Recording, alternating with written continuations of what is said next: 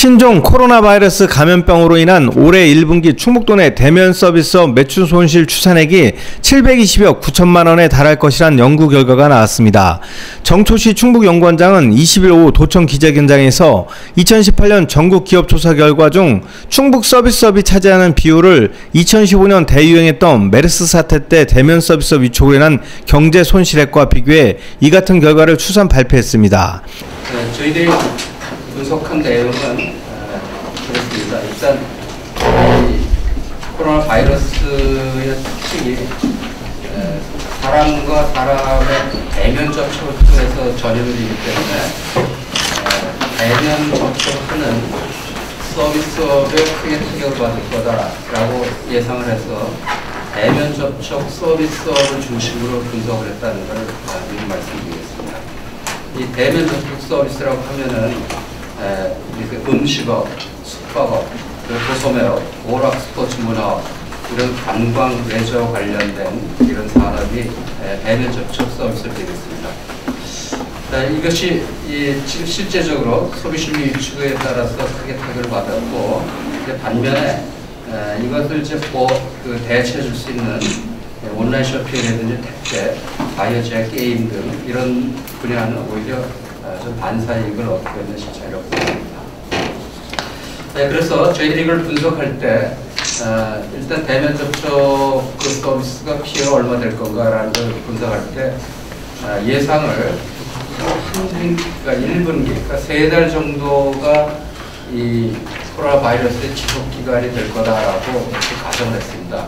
이렇게 가정했던 이유는 과거에 그 사스나 메르스나 기타 신종플루, 그래도 각종 그 전염병들이 대략 한 3달 정도의 그 극심한 유지기를 거쳐서 안정됐다는 것을 근거로 해서 저희들도 한 분기 정도가 지속될 거다 이렇게 생각을 해서 예측을 했습니다.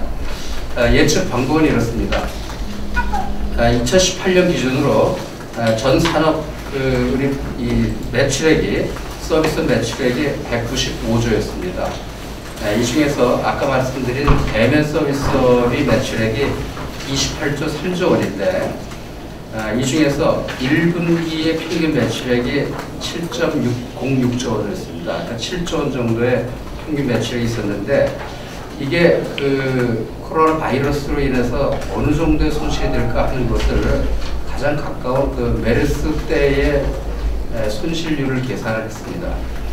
이 손실 계산한 방식은 이렇습니다. 만일에 메르스가 없었다고 하면은 이 서비스업이 성장을 했을 텐데 그 메르스 때문에 실제 성장이 줄었다고 하면은 그 추세선과 그 차이를 비교해서 저희 예측을 했더니 도소매업 같은 경우는 약 한 1% 정도의 손실이 예상됐고 그래서 그걸 계산해 봤더니 한 528억 정도 됐습니다. 그리고 음식 숙박업 같은 경우는 0.75%의 손실이 예상돼서 계산해 봤더니 83억 정도 됐고 스포츠 여가 산업의 경우는 이쪽 분야가 이제 관광과 직접 관련된 거라서 이제 손실이 커서 한 4.14% 손실이 발생해서 110억 원 정도의 손실이 될 거라고 예측을 해서 총 722.9억 원의 직접 손실이 있을 거다라고 예측을 했습니다.